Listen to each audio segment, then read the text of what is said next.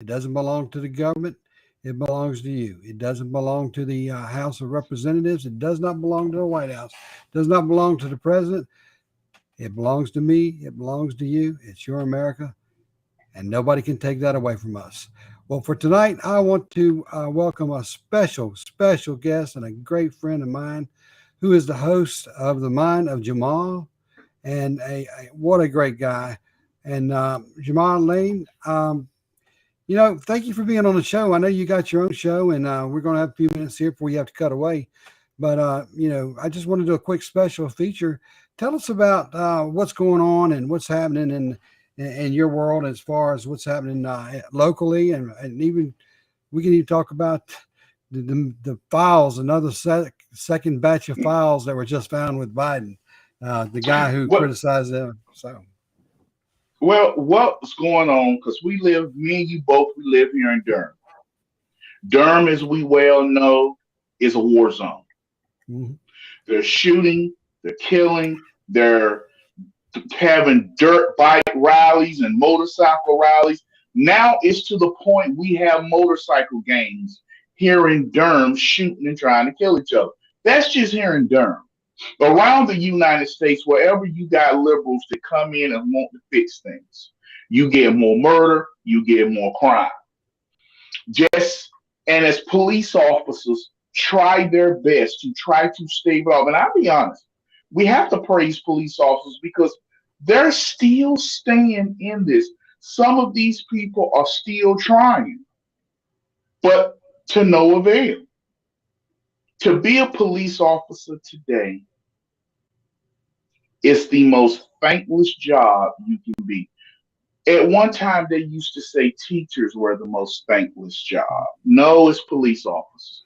Because if you do your job right, you're going to be criticized by the criminal's family and the criminals. And then if you make a mistake, you demigod, demonize, and ran out on the rail. So that's just some of the way we are here right now here in America. We're constantly sending money over to Ukraine. I don't care about Vladimir Zelensky. I really can't stand him. I despise him. He's a thug. He's a cretin, and everybody somewhere, trying to make him look like he's upholding democracy. When you shut down churches because they preach a message against you, then you're not a democracy. When you sit here and you shut and arrest journalists because they disagree with you, you're not a democracy. And America's sending this man billions and billions and billions and more money. So we are keeping this man in power and his Nazi battalion of Azov battalion. So it's a lot of things going on here in America. Of course, with the House is in Republican hands, and we had a nice dispute, a nice fight to let Kevin McCarthy know we're not playing with him. A lot of so-called Republicans showed their true colors. We don't want another John Boehner, and we don't want another Paul Ryan either. See, so many people on Fox News, they talk about John Boehner, but they won't mention Paul Ryan. Paul Ryan was actually worse than John Boehner. So it's a lot to talk about, Mr. Rick. I'm ready to go whenever you are. Yeah, thinking about Paul Ryan, you know, um, I have a connection to Paul. Kind of, I will tell you, it's just kind of a family thing through a marriage in Wisconsin and Okay. stuff like that. But anyway, I've never met him. And I thought one day I'd go out there and I'd try to get up with him and just have a conversation with him. Because I was running for office, and just to kind of say, hey, look, what are your thoughts? What are and because I was a big supporter of Donald Trump, he didn't want to have no part of that meeting. It was real clear that wasn't going to happen. But other people in the family were able to get to him and talk to him, and I chalk that up to what you guys. It's basically the politics of the party.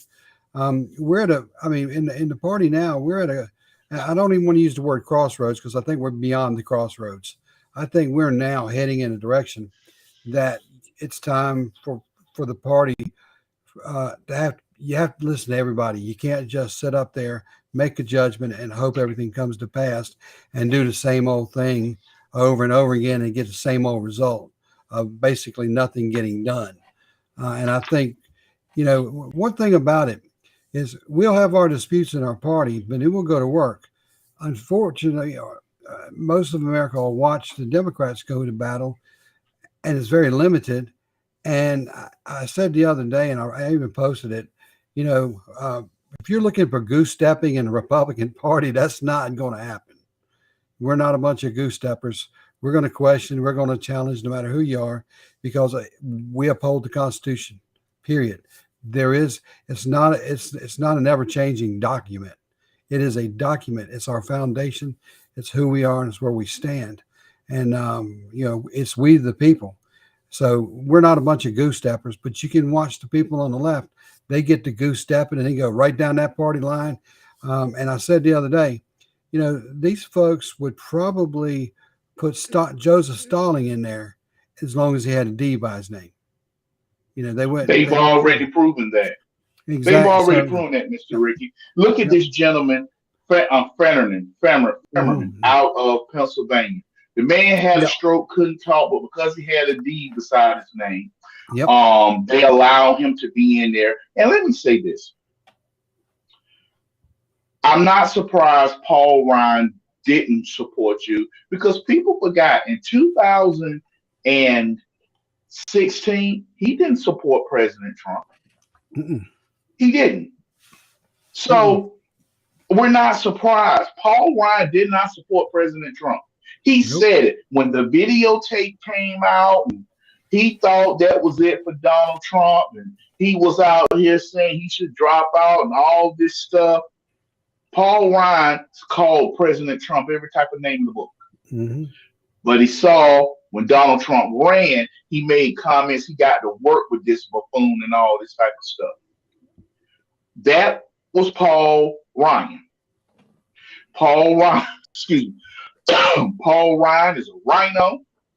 Paul Ryan is worse. Paul Ryan is one of those Republicans who are only running and talking this conservative lingo to get money. These Republicans, I call them do nothing about nothing Republicans like Paul Ryan. When they're out of power, they talk tough. But when they get in power, they do nothing. They don't really want to win.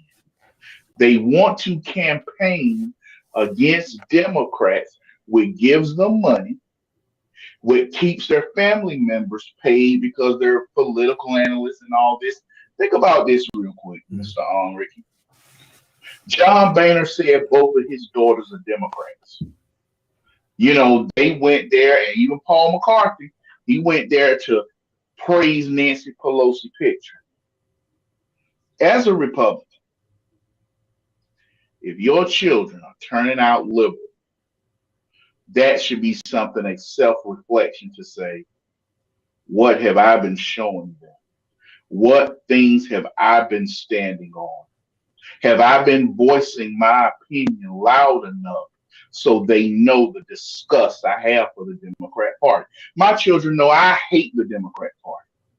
There are no good Democrats. No, you won't convince me because of this. They voted for a man who molested his own daughter. That diary showed that Joe Biden took naked showers with his daughter. She said she was molested. The showers were inappropriate. I ask any man out there that has daughters, have you ever took a naked shower with your daughter? The men I talk to say no. So Mm-hmm. what do you call a man who does that? A pedophile. So what is Joe Biden? Definitely something that, yeah, that's that. Working in law enforcement all these years, I would throw up a big old gong on that one to question mark, because that doesn't make any sense. It's just like, you look at these photos, you look at these interviews, you look at him at the White House, and he definitely acts different when he's around the women as opposed to when he's around the men, because he's a very touchy-feely person, and the things that he does, I think he's done them so long that it's become natural to him. I think he's got that in the entitlement of, I can touch a woman this way, or I can do this. And I think, especially with his age, I think he now doesn't think anybody can see it, notice it. And I think he's very inappropriate. I mean, he just, I always say, and how does he get away with that? Because the media and the press, he's their darling. He's their hero. 50 years. And it's not just the press. And it's not just the press, Mr. Ricky. Mr. Ricky, you were a sheriff deputy here in Durham for the Durham County Sheriff Department for 20 plus years. 35 years. You know for a fact, Mr. Ricky, the parents that keep silent because they want to keep a job or they want to rise in a company are just as guilty as the person who was touching the child. Because if you see somebody touching your child like that, you see somebody doing something like that, you're supposed to turn around and say, hey, what are you doing? Don't do that. And it doesn't matter what position it costs you, you're supposed to defend your child as a father, as a daddy. Mm-hmm. These men were not defending their children. You see Joe Biden grabbing them, and you see Chris Coons sitting up there trying to smile when Joe Biden and he sniffed. No, that's not acceptable. And Mr. Ricky, I'm pretty sure you have investigated some people like this. But when they're so used to it and they think they're untouchable and they think nobody has a problem with it, they get worse. Oh, yeah. They find more victims. They do more and more and more outlandish things. So I just don't blame the media. I just don't blame the Democrat Party. I blame every single parent that Joe Biden has sniffed, every single parent of the child Joe Biden has sniffed, touched, groped, all that. I blame them because somebody should have sat there and said, get your hands off my child. Yep. And like I said, I mean, it's kind of like when you sit there and watch it, you think, this guy is just, he's all over the place with that. And like I said, nobody ever challenged him. Nobody's ever challenged him that I know of. And he's been there 50 years. And that's how he started, and that's how he's finishing up. When you look at some of the decisions he's making, I mean, for them to come out now to go, we're going to go against gas stoves. Come on, really? What in the world? I mean, we got people coming across the border that are terrorists, that are killers, bringing fentanyl, and he's worrying about what a gas stove are going to do to you.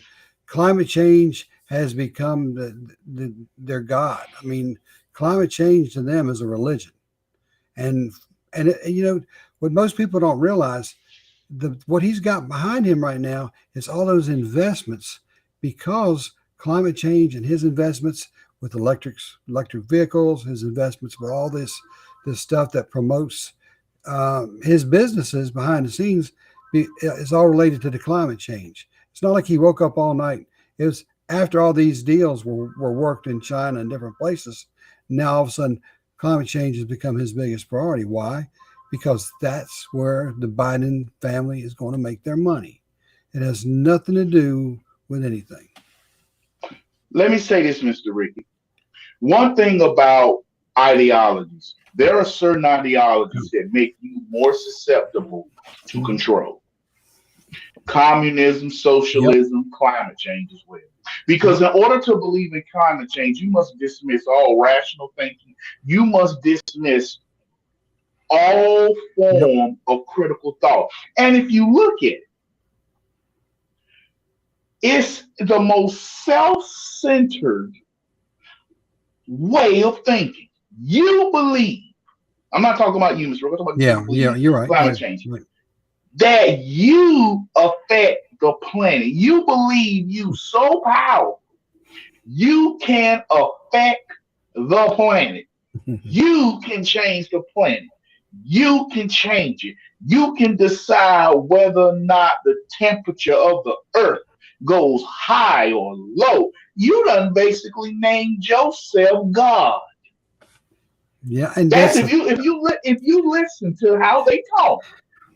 right. Now I'm holiness. I'm old apostolic, and I'm holy. I'm old apostolic holy.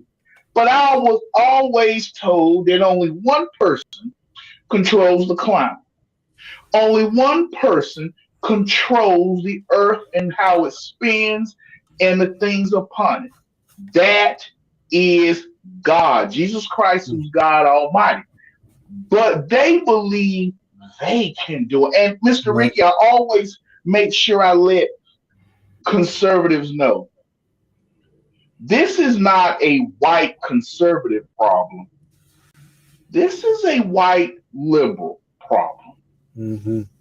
The people who claim to want to be the most diverse, the people who claim to want to have the most tolerant are the most racist people you can see and be around. Notice the people who have on the back of their bumper sticker coexist, Mm. can't coexist with somebody who have on a Make America Great Again hat. They can't coexist with you. They can't conversate. That's true. That's And true. when you're dealing with these liberals, we get back to climate change and get back to this stove. Joe Biden just wants to see, and liberal Democrats, how far can they push the American people to fall in line and do what they say? All these Mhm. people flooding across the border. I want you to, Mr. Ricky, you're older than me. I'm 47 years old. Lord willing, I live to see May the 12th this year. I will be 48.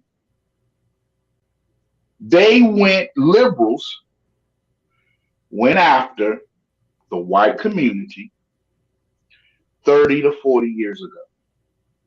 They start telling white families you only need two kids, while everybody else was having four and five and six. The great replacement theory is true, but people mistaken the timeline of the great replacement theory. Because in one time in America, you had anarchists. These anarchists joined the Democrat Party. Let's go back even further. And one time in America, after the Revolutionary War, you had loyalists who was loyal to the British Crown, and you had colonists, those people who rebelled, the rebels. So America have always had two different factions warring against each other. Mhm. After the Civil War, you had the Dixiecrats, you had everybody, the Republicans, and everybody else. So there has always been a split, but liberals have always saw what the Republican Party did after the Civil War with the black vote and black men vote. 13th Amendment, 14th Amendment, 15th Amendment. Well, excuse me, 15th Amendment. 14th, Mhm. yeah, but after the 15th Amendment, we started getting a lot of Republican presidents. Republicans was winning offices left. The first Republican Democrat president they had after Andrew Johnson was Chester A. Garfield. Not Garfield. I'm looking at him right now because they trying to do President Trump to do what he did. Lost one, came back and win another. I Was want to that? say Grover Cleveland. Grover Cleveland won. He was the first Democrat to win in a long time because they saw that. So what liberal Democrats always plan to do was get the black vote away from the Republican Party, which they were successful in doing. And in doing that, they also wanted the anarchists to destroy the white family as well. People talk about the nuclear family. Mr. Ricky, like I said, you're older than me. You probably remember this. The nuclear family, if people really think about it, One, that's not biblical because they told you be fruitful and multiply. When you grew up, Mr. Ricky, how many Mm. people did you know had three, four, and five different kids? Mm. The nuclear family just says house, car, two kids. Yeah. So you're not replenishing your people. You're not replenishing American citizens. But people who come in here illegally, people who are coming here are having eight, six, five. So they out reproducing. Then they attack the family and start telling women you don't need men. You decide life or death. That's just a clump of cells. So they start aborting. They have been did this the great replacement theory is true, but it's older than the 1980s. Yeah, and like I said, because I could tell you when my family was coming through it, I knew some of the families from previous times. You know, we, I had four, let's see, three uncles on one side, and an aunt, and then I had then I have my mom and her three. I mean, her brothers, and I mean, so. But Mm-hmm. back then you had farm families, and there were a lot of more farming families, and they all worked on the farm together. Got out and went to school and all this stuff, but in the mornings they were working together as that one family, and for that cause, and they attend church on Sundays, and they do all these family. No matter what was working, it was still family. They were still family together, but but this also, what you're talking about, allows people to pull or encourages people to pull away from the church and pull away from God, and like you said, the Mm-hmm. anarchists, because for everyone they can pull away, look at the future family members that are being stopped. The cycle stops. So instead of working out trying to stop the cycle of violence and the things they need to be stopping, they out there stopping the families from multiplying. They're stopping the families from being productive based on some of the things they're doing, what they're saying, and how they're acting. Because simply they get them in school, they get these children in school, and they confuse these children until they start indoctrinating them to what they want to say and what they want them to do and what they want them to believe. And one thing that came out in the last 2 years is parents started seeing what the children were being taught and told. And what if we'd have, what if we just found that 25, 30, 40 years ago as it started transitioning to that kind of behavior?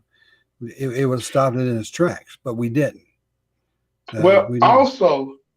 also when manufacturing came about in America, more people started going toward manufacturing. Hmm. They were still having four and five kids because you could afford to take care Yep. of a family Yep.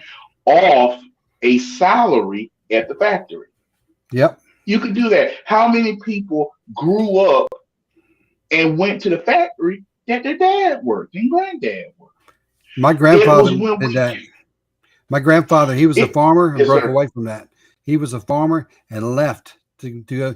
He went north to get those jobs and left the farming behind, took his family with him. So yes, you're right. Okay. And if you look at it also, Mr. Reed, people were taking care of the family. They was taking care of the families. They still had the value because around New York and around these major areas where the Catholic Church was so powerful, and the Catholic Church had so many people, and the Catholic Church was a dominant voting bloc. They were working in factories and manufacturing, but they were having four and five different. They have four and five kids, but they started diminishing. And then they started to use, as the number diminished, a reason to replace people. And Hmm. that's why America today is not changing for the good. And one of the things that helped ruin America was the welfare system. Because welfare for anyone other than American citizens is wrong. Now, we should be trying to get American citizens off welfare in the first place.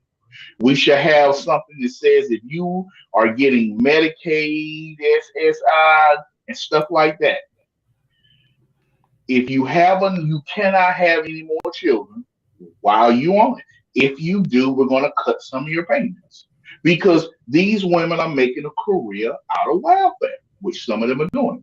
But when they started offering welfare and people from other nations could get on it Mhm. started taking money, which was for American citizens, and now we need more taxes.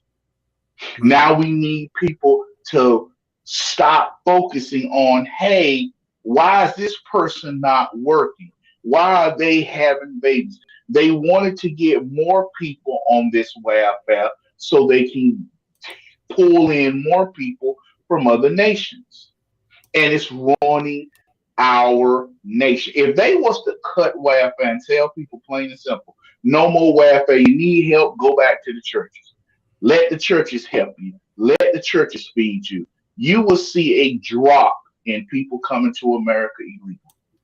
And America will start having and employing American citizens. Because as long as they can get free money, American citizens will sit on their hind part. But when you take that free money and they see they're gonna be hungry, they're gonna get out here, pave roads, run plumbing, do HVAC, build these houses, do farm work.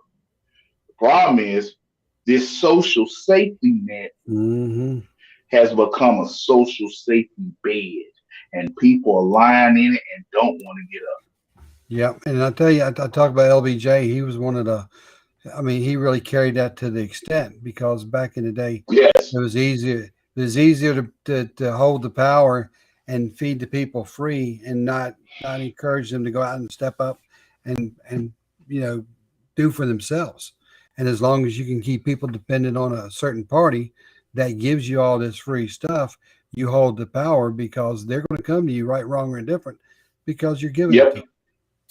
You know, he really took that to the highest level. And he really had to because when you look at his history, he wasn't the civil rights leader that people try to portray him to be now. He No, wasn't. he voted against the 1957 Civil Rights Act.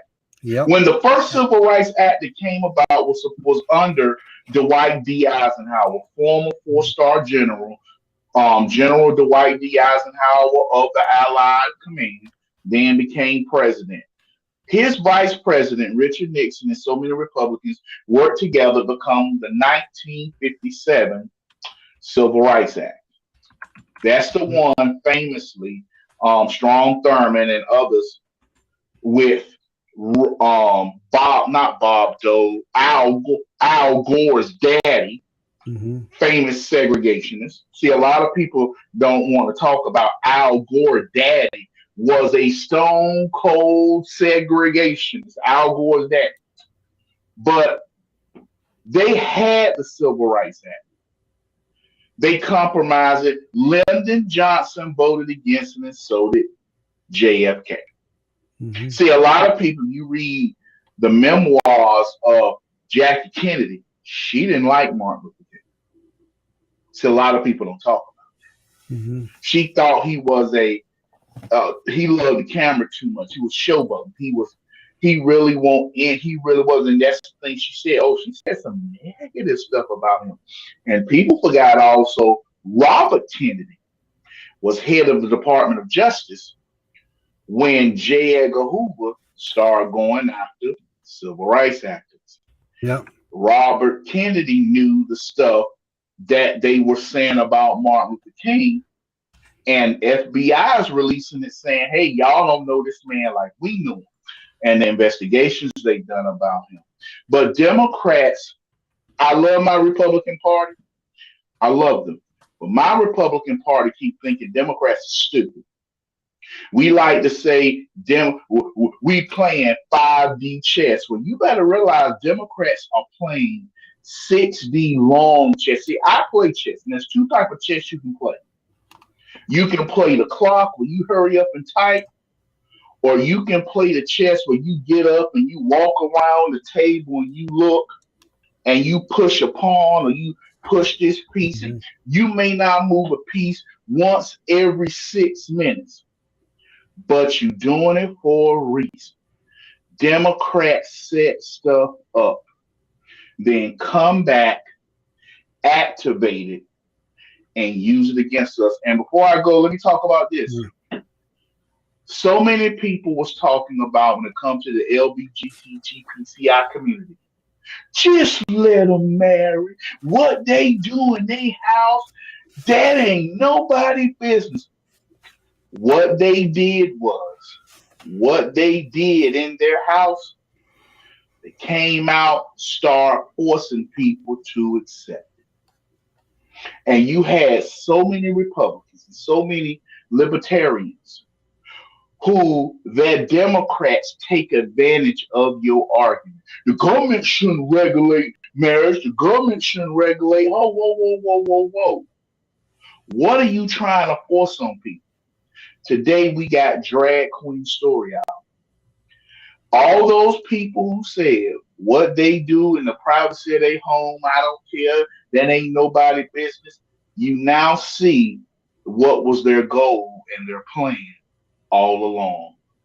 They wanted the children, they wanted to change the children and force this on the children. One, so they can have future participants in what they're doing. And two, get people to turn their back on God.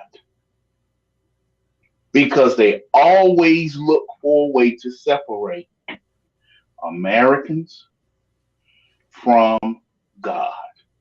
And if you succeed in that, you will take America. And that's what's been going on. And that, I speaking want of to thank God, yeah, just quick, and the incident with the football player from Buffalo when you. I posted this is it was kind of odd to see everybody there kneeling and praying then, but when Tim Tebow did it, they wanted to hang him from the pole and chastise him for kneeling and praying. But I think God has a way of waking you up many times. The fact that Tim Tebow voluntarily kneeled to pray on that field and Hmm. was criticized and chastised and hung up and everything else. And then how many years later you have the football player, he gets hurt, and everybody remembers now, wait a minute, we need to do some praying. I think it's kind of, for the NFL back then to the NFL today, but they're almost when they were kneeling, um, against the flag. They can say what they want to say. They can call it what they were Hmm. kneeling against. They were kneeling against our country because they were using the Yes. symbolism of the flag, and anything else, once they did that, took away from what their real issue may have been. They lost all credibility. They had no credibility because they turned it to America and the flag and not an issue that they held closer to them. Because had they kept it like it was supposed, I mean, had they been the true Americans saying we fix our problems from within, they wouldn't have kneeled at the flag. They'd have stood at the flag proudly and made their voices to be heard, but they didn't. But I Yes, thought it was sir. kind of interesting to see now all of a sudden when their players hurting, you see how fast they drop to their knees then, you know, and God has a way of humbling people, and he did it, but he did it on national television. What better place to see this is on national television? Because regardless, he brought people to their knees. And you know what? He did it without even them thinking about it. And to me, But that was a stand. my thing is this, Mr. Rick, and I got to go. Okay, sounds good. Those people who was on their knees, were they actually praying to Jesus Christ, who's God Almighty, or were they just on their knees Well, yep, ritualistically and really not really seeking Him and calling His name out? yep. And like I said, nobody ever Yeah, know they what can get sin or up heart and was. pray. Hmm. But all right, Mr. Rick, All you right, have a brother. blessed and wonderful night. Hey, thank you, and we'll be tuning in to you. Tell everybody about your show real quick. How to find you. Well, I am the Mind of Jamal. You can find me on if you go to YouTube, I am the Mind of Jamal Live. Then I am the Mind of Jamal, the Black Southerner. On Facebook, the Mind of Jamal. You Twitter, the Black Southerner. Jamal, you'll see that at the Black Southerner. Um, I'm at Instagram, Mind of Jamal. And also, I ran for Durham Mayor in 2021. And like I said, things here in Durham are horrible. Within 2 years, look at the murder and stuff we've had. She took control in January of last year, Elaine O'Neill, and look at all the death we've had here in Durham. Mhm. So God bless you all, and good night. Hey, thank you, Jamal, for being here, and we'll do it again soon. Thank you. Yes, sir. Well, folks, there you have it. If you never heard Jamal, he will tell you what he feels. He'll tell you what he believes. He'll tell you what he thinks. And we need more people like that. We need people who will stand toe to toe, who will put their cause out there, who will stand strong for what they believe in. He does that. I've watched him campaign for office. I've seen him stand toe to toe. It didn't matter whether it's to press, whether it's to people in the crowd. He tells you how he feels it. He tells you how he sees it. He's a strict constitutionalist, and he is a strong conservative and a devout Christian, and as well as his family. Um, I tell you, it's when people like that come along in a lifetime, and you see these people, you sit there and you think, wow, what courage that has to take for anybody to step up front. It's easy to get behind a screen. It's easy to get on a podcast and talk. It's very difficult to get out into the crowd and talk to the crowd one on one, or people one on one, because individually that can be a very difficult conversation for some people, and they do get upset. And so you actually see real time frustration from somebody who can't win the argument. What I find out so many times from the left, they they don't win an argument, and are not winning an argument, or they feel like they're not winning an argument. What they do is it goes to the name calling and chastising who you are, where you're from, what they think you believe, what they think you think, and tell you what you need to think and how you need to believe, and that happens quite a bit. And I've seen people like Jamal stand toe to toe, Lieutenant Governor Mark Robinson toe to toe. These guys, I mean, they're warriors. They're champions. They don't back down just because they are who they are. They're not going to do that. They get into the trenches, and they're not intimidated, not in the least. But it's folks like this that are carrying the torch for our freedom. It's folks like this that are protecting our Constitution. It's folks like this that are protecting our Bill of Rights. Remember, our Bill of Rights, our Constitution, that is not an ever flowing document that can be changed at the drop of a hat. That is the foundation of our country. That is how we stand strong, and that's how we build our country. That is a solid foundation. As I've always said it before, you know, this is our country. This country belongs to America. And while we can get frustrated with each other, while we can get just agitated about what goes on, and yes, we can question a president's loyalty because we're allowed to. We can question his competence because we're in a country we're allowed to. We can talk about him. We may not like what he does, but we can do that because that's what our Constitution allows us. And too many times from the left, they talk about a Constitution like it's just a ragged piece of paper. It's that piece of paper that Nancy Pelosi thought she could just tear up when she was aggravated and agitated. Well, she did, and she got away with it. Why? Because this is America. And it proved even stupid people like her who do stupid things can do it and get away with it. Yeah, I did. I probably shouldn't have said that, but you know what? You go up there and you show yourself on national television, and I do have a problem with everybody going to rally around to see her portrait, her picture, whatever it is, to act like she's some goddess, some queen or whatever. Look, for somebody who wants to get into Congress, somebody who wants to be the politician, who wants to be seen for what she did, not who she is, not because she's a female, not because of where she's from or anything like that, her individual ability to achieve things. She sure capitalized on the fact of all those things that she pretty much ran away from.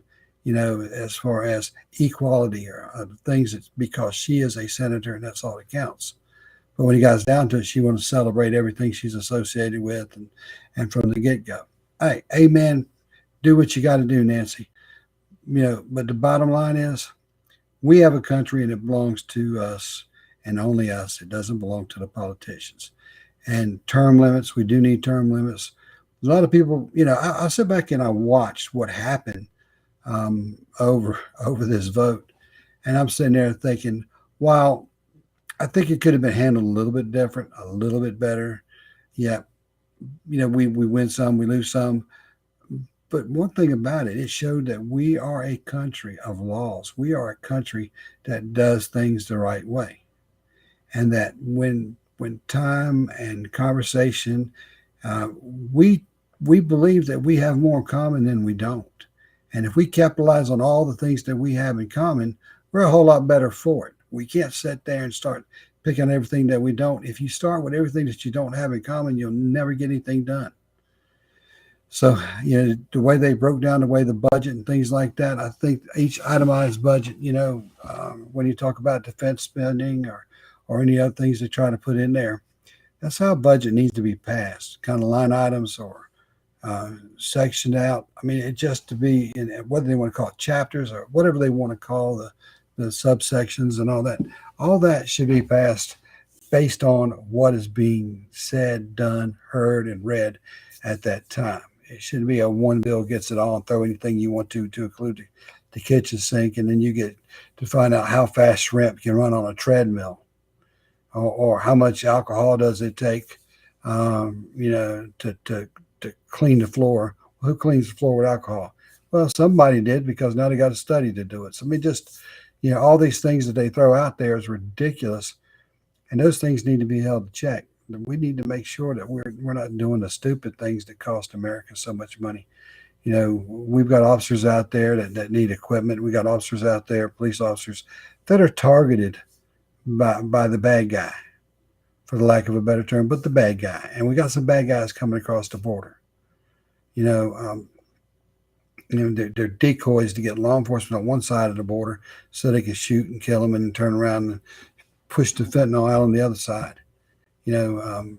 It's amazing that when you come back and you look at some of the things that the White House puts as a top priority, fentanyl, it hasn't made it to the top of the chart, and yet it's the most dangerous thing facing America today. It doesn't make sense to kind of kick that to the wayside. I mean, it's not, when you look at things, I mean, and you think about it, the president put out the 6 pillars of President Biden's Declaration of North America. And if anybody has saw it or has taken time to look at it, he's really got he's got his list, bass backwards, let's say that. Number one, diversity, equality, or equity and inclusion. So diversity, equity, and inclusion. Everybody gets paid. Everybody pays taxes. Everybody has the ability to go shopping. Everybody has the ability to do what they have to do. Everybody has the ability to work, make an honest pay, get up every day and go to work if they want to. If they can't work, they're sick and they're on disability, everybody has the ability to apply for that disability. So when you look at the diversity, equity, and inclusion, it takes on a whole new meaning for this whole new agenda for Biden. He makes it up as he goes. And then we talked about our climate change and the environment. Now that's their religion. That's the religion. Now, so let me ask you this. Now think about this. And 200 years ago, weather was bad. Hurricanes were coming. They didn't stop. It was hot. It didn't get, I mean, it was just, the seasons haven't changed one iota since then to even rate to any kind of scale. 200 years ago, how many cars were driving around? How many gas-fed vehicles were causing emissions that would cause the hurricanes, that would cause the tornadoes, that would cause the heavy rains, or overabundance of heat? How many cars were out there? What was the emission then? Does anybody know? Exactly. It wasn't a problem. It's now become a problem because somebody's sitting there making money off of this whole climate change as a religion, God thing. You know, God is not a climate change.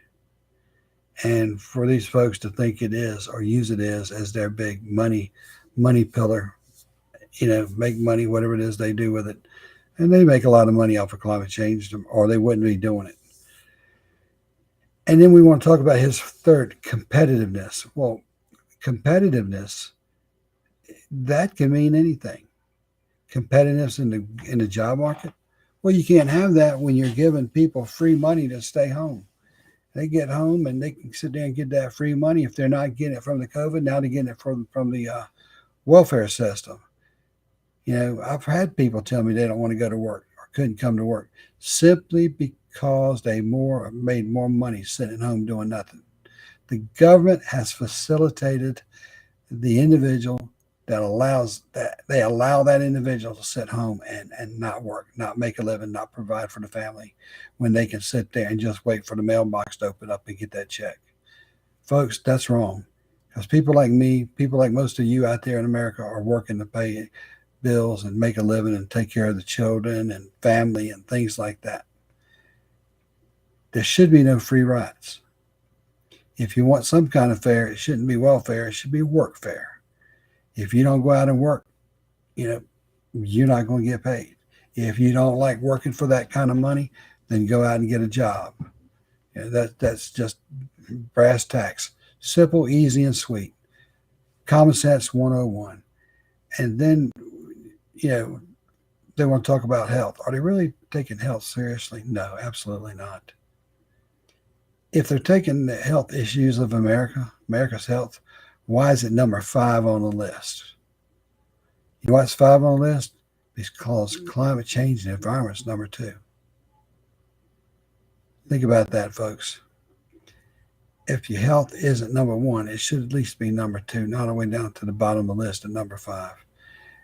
And then he wants to talk about regional security. Coming from a White House who has opened the southern border and let anybody and everybody they could think of through that southern border. That doesn't even make sense. It makes absolutely no sense whatsoever. Like I saw one thing that said, freedom, liberty, and justice. Well, there's no justice in any of what he wants to do. Freedom to do what he wants to do as the president. But think about that. We as Americans, we as America as a country, should really look at these things because this makes no sense. So, folks, take time to look at the 6 pillars of the president from Biden's own declaration of North America and ask yourself, are those things that you can live with? Because I can tell you most Americans can't afford it. If you think about what's going on now, if you think about what's happening and what we're having to pay for things now and inflation, the inflation rate, what it is, it's pretty steep.